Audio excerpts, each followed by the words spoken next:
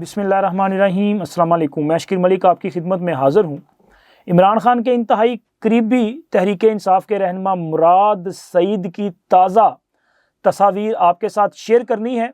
और उनके हालातों वाक़यात, आज के जो हालातों वाक़यात हैं उनकी एक्सक्लूसिव जो डिटेल्स हैं वो भी आपके साथ शेयर करनी है। और इसके साथ जनाब जमशेद दस्ती और ज़रताज गुल की वीडियोस जो आपने देखी हैं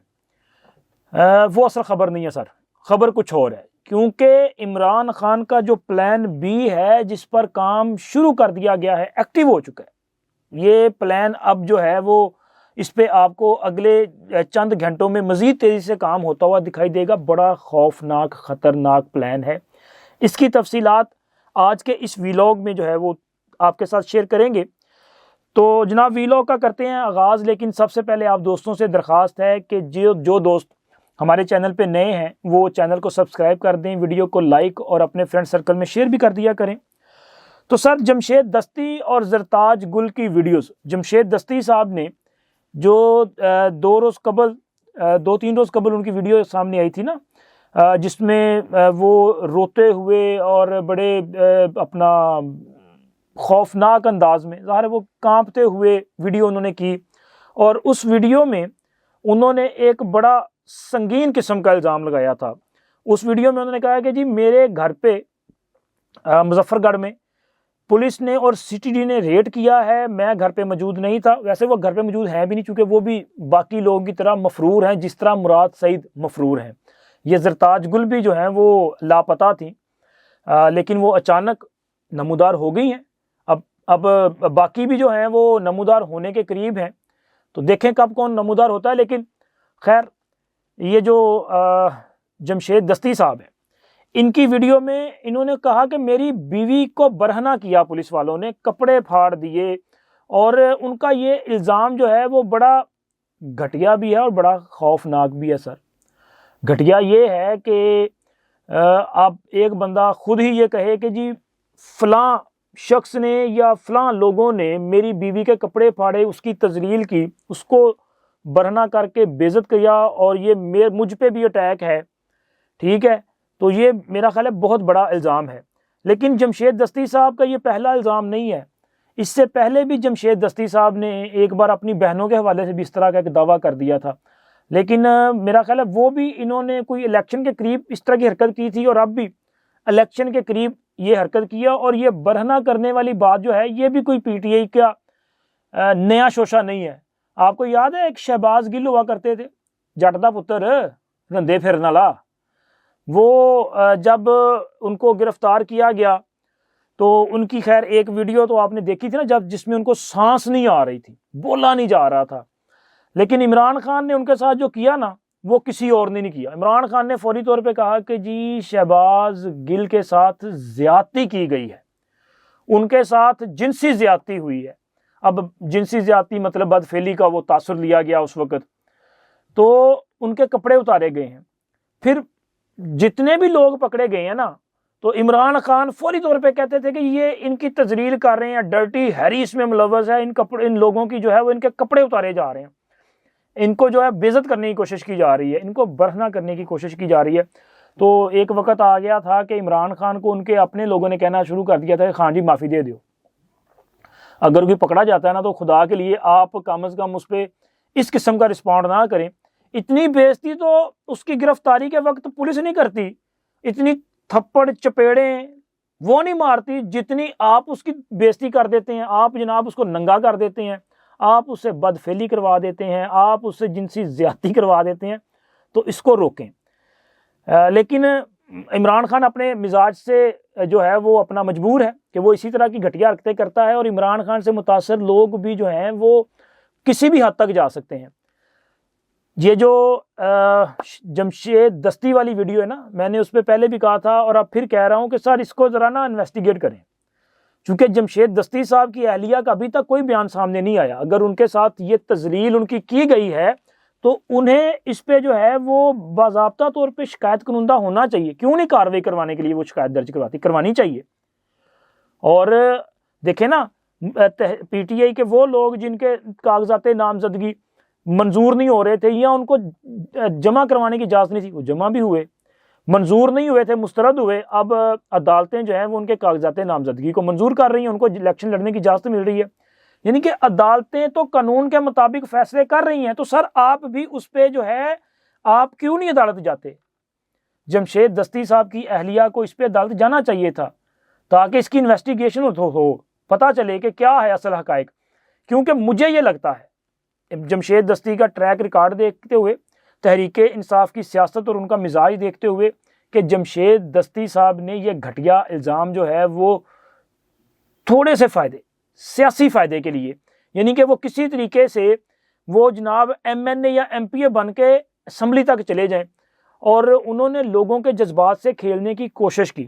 لیکن اس کے ساتھ ساتھ انہوں نے بڑی خوفناک سازش بھی کی ہے اس کے ذریعے۔ دیکھیں اس کا امپیکٹ کیا پڑے گا آپ کی سوسائٹی میں، اس کا امپیکٹ یہ پڑے گا کہ یار ہماری پولیس اور ہمارے ادارے اس قدر گر چکے ہیں کہ یہ ایک خاتون خانہ کے ساتھ اس قسم کی گھٹیا حرکت کرتے ہیں، اور اس پہ ری ایکشن آ سکتا ہے، لوگ جو ہیں وہ جذباتی ہو سکتے ہیں، بالکل اسی طرح کا ری ایکشن پیدا ہو سکتا ہے جس طرح کا 9 مئی کو ہم نے دیکھا، کیونکہ 9 مئی سے پہلے بھی تو ایک بیانیہ بنایا گیا تھا نا، باقاعدہ طور پہ فوج کے خلاف جو ہے ایک بیانیہ بنایا گیا، فوج کو تسلسل کے ساتھ سکینڈلائز کیا گیا، فوج کے چند اہم عہدیداروں کے نام لے کے ان کی تذلیل بھی کی گئی، ان پہ سنگین قسم کے الزامات بھی لگائے گئے، تو وہ جو ایک ذہن سازی تھی اس کا نتیجہ ہم نے 9 مئی کو دیکھا ہے، اور اسی قسم کی کارروائی ان ویڈیوز کے ذریعے جو ہے وہ کی جا رہی ہے، یہ ویڈیوز کے ذریعے لوگوں کے جذبات سے کھیلنے کی سازش کی جا رہی ہے، لوگوں کو اپنے ہی اداروں کے خلاف بھڑکانے کی کوشش کی جا رہی ہے۔ میں پولیس کی سپورٹ نہیں کر رہا، میں نہیں کہہ رہا کہ پولیس جڑی ہو بڑی پاک صاف ہے، نہ سر، پولیس کی میں سپورٹ نہیں کر رہا، میں تو کہہ رہا ہوں کہ اس معاملے کو انویسٹیگیٹ کریں تاکہ دودھ کا دودھ اور پانی کا پانی ہو، لیکن جو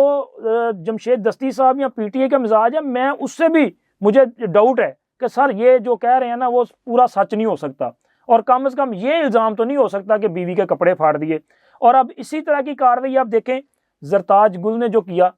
وہ پشاور ہائی کورٹ میں آئیں اور وہاں پہ آ کے جناب انہوں نے اب وہ اسکرپٹ کی ڈیمانڈ کے مطابق دیکھیں کہ وہ میک اپ بھی کیسا کیا، انہوں نے اس طرح کا میک اپ کیا کہ جس سے یہ پتہ چل رہا تھا کہ یار دیکھیں ان کی کتنی حالت خراب ہے، اور اس وقت تو یہ قابل رحم حالت میں ہے، اور ان کا دیکھا ہاتھ جوڑ جوڑ کے میں معافی مانگتی ہوں خدا کے لیے، اس سب کا وہ پتہ معنی مطلب کیا تھا، ہر چیز کا میں معافی مانگتی ہوں، مجھے ایم این اے بنا دو، ہم سے غلطی ہوگی مجھے ایم این اے بنا دو، اگر آپ چاہتے ہیں تو جناب میں تو شہداء کی وارثان میں ہوں، پھر بھی ہم جناب اپنے کیے پہ شرمندہ ہیں، جواب وہ خواہش کیا ہے، ایم این اے بنا دو۔ کیوں ایم این اے بننا چاہ رہی ہیں؟ وہاں پہ جا کے کرنا کیا ہے؟ کیا آپ نے ایک بار پھر اداروں کے خلاف ہی سازش کرنی ہے؟ میں نے کل بھی کہا تھا کہ سر یہ جو ساری کارروائیاں کی جا رہی ہیں نا، یہ ان کے پیچھے باقاعدہ ایک پلان ہے، اور یہ پلان بھی چل رہا ہے، یہ جو ویڈیوز آ رہی ہیں لوگوں کو ذہن سازی کی جا رہی ہے، یہ پلان بھی چل رہا ہے۔ اب اس پلان کے مطابق اور کچھ لوگ جو ابھی پردہ اسکرین سے غائب ہیں، جو کہیں چھپے ہوئے ہیں، وہ بھی آنا شروع ہو جائیں گے، اور وہ جو چھپے ہوئے نا ان کی حالت دیکھ کے آپ کو اندازہ ہوگا کہ یار یہ پکے مفرور اشتہاری ہیں۔ اگر کوئی بندہ اشتہاری ہو جائے نا، بھاگ جائے، وہ کہیں مفرور ہو جائے، تو وہ شیو شوو نہیں کرواتا، اس کے پاس مطلب پھر اس کی داڑھی واڑی بڑھ جاتی ہے، اور ان کی حالت جو ہے وہ خراب ہو جاتی ہے، اور یہی حالت جو ہے وہ اس وقت ذرا آپ اپنی سکرین پہ یہ ذرا دیکھیں، یہ آپ کو پہچان میں آ رہا ہے کہ یہ بندہ کون ہے؟ نہیں نا پہچان میں آ رہا؟ اچھا میں آپ کو بتاتا ہوں سر، یہ جو ہیں ایک کا نام ہے مراد سعید اور دوسرے ہیں فیصل جاوید صاحب، یہ دونوں لوگ جو ہیں وہ کلین شیو ہوا کرتے تھے کبھی، اب ان کی داڑیاں آپ کو نظر آ رہی ہیں، اور یہ ان کی بڑی ہوئی داڑیاں اس بات کی دلیل ہیں کہ یہ لوگ جو ہیں یہ مفرور ہیں، یہ اشتہاری ہیں، یہ قانون کو مطلوب ہیں، لیکن جناب انہوں نے اپنے حلیے بدلے ہوئے ہیں تاکہ پکڑے نہ جائیں، پکڑ میں نہ آئیں، اور یہ ان کا حال نہیں۔ آپ نے دیکھا نہیں وہ کیا نام تھا، قاسم سوری صاحب، قاسم سوری، اچھا قاسم سوری خدا کی قسم پہچاننے نہیں جا رہا تھا، وہ انہوں نے اپنی وہ جو اپنا شیو وغیرہ ان کی چونکہ بڑی ہوتی نا داڑھی ہوتی، وہ انہوں نے شیو کروا دی، اور وہ پہچانے نہیں جا رہے تھے، اور اسی طرح کی حالت جو ہے وہ باقی لوگوں کی ہے۔ اب آپ تصور کریں کہ یہ 2 لوگوں کی تصویر آپ کے سامنے ہے، لیکن یہ سارے کا سارا وہ جو اپنا جمگٹھا ہے نا، اکٹھا ہے جہاں بھی ہے، اور یہ جو ہاتھ نظر آ رہے ہیں یہ بھی ان میں سے کسی ایک کا ہے جو کلین شیو کبھی ہوا کرتے تھے یا جن کی صرف مونچھیں ہوا کرتی تھی۔ اب ان سب کی جو ہے وہ کسی کی سفید اور کالی داڑھی ہے، کسی کی مکمل طور پہ سفید داڑھی ہے، اور یہ سارے کے سارے جو ہیں باقاعدہ طور پہ ایک جگہ پہ ایک گینگ کی صورت میں موجود ہیں۔ اور اب یہ جو وارداتیہ گینگ ہے سر، یہ پلان بی کے تحت یہ بندے باہر آنے والے ہیں۔ اب یہ اسی طرح پہ آپ کو نظر آئیں گے مختلف عدالتوں کے احاطوں میں، وہاں سے ریلیف لینے کے لیے آئیں گے، لیکن ریلیف ملے نہ ملے یہ ویڈیوز کے ذریعے، سوشل میڈیا کے ذریعے اس طرح کا پروپیگنڈا کریں گے کہ لوگوں کے جذبات سے کھیلنے کی کوشش کریں گے، لوگوں کی ذہن سازی کرنے کی کوشش کریں گے کہ سر یہ ہم پہ ظلم کیا گیا ہے، یہ ہمارے ساتھ ظلم ہو رہا ہے، اور بھول جائیں گے کہ جی کبھی کوئی 9 مئی بھی ہوا تھا، کہ جی ہمیں تو بس مار دیا گیا ہے، یہ دیکھیں ہماری حالت یہ کر دی گئی ہے۔ بندہ ان سے پوچھے کہ جب آپ 9 مئی کی سازش تیار کر رہے تھے، جب آپ آرمی چیف کے خلاف اس کی فوج کو، مسلح فوج کو بھڑکانے کی سازش کر رہے تھے، جب آپ فوج اور عوام کو ایک دوسرے کے سامنے کھڑا کرنے کی سازش کر رہے تھے، تب آپ کو خیال نہیں آ رہا تھا کہ یار جس تھالی میں آپ کھایا ہے آپ نے اسی میں چھید کر رہے ہیں؟ اور سر آپ نے تو ریاست پہ اپنی سیاست کو اہمیت دی ہے، آپ نے ریاست کو نقصان پہنچانے کی سیاست کی ہے۔ آپ کی نظر میں ریاست کی اہمیت نہیں ہے، ذاتی سیاست کی اہمیت ہے۔ اور جو بندہ سیاست اس طرح سے کرے کہ جی وہ چاہے میری ذات کہ اس کو یہ فائدہ ہے، اور اس کے بدلے اگر ملک کا نقصان بھی ہوتا ہے تو ہو جائے، تو سر ان کو پھر سیاست کی اجازت ہونی چاہیے۔ سر میرا خیال ہے کہ ان کو تو سیاست کی اجازت نہیں ہونی چاہیے۔ یہ جو خوفناک پلان بی لے کے آ رہے ہیں نا سر، اس کی ذرا تیاری کریں۔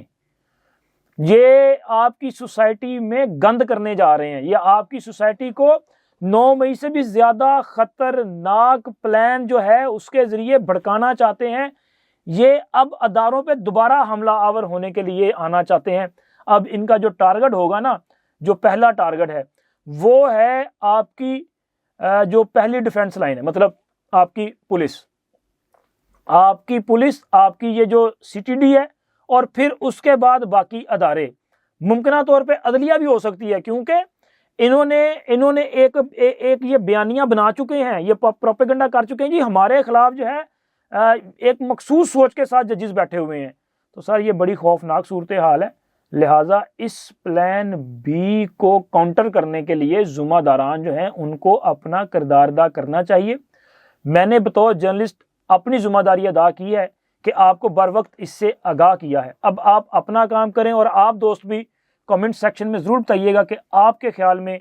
کیا اقدام کیے جانے چاہیے کہ جن کے بعد ہم اس پلان بی سے بچ سکتے ہیں۔ اب تک اتنا ہی، ملتے ہیں اگلی ویڈیو میں۔ اللہ حافظ۔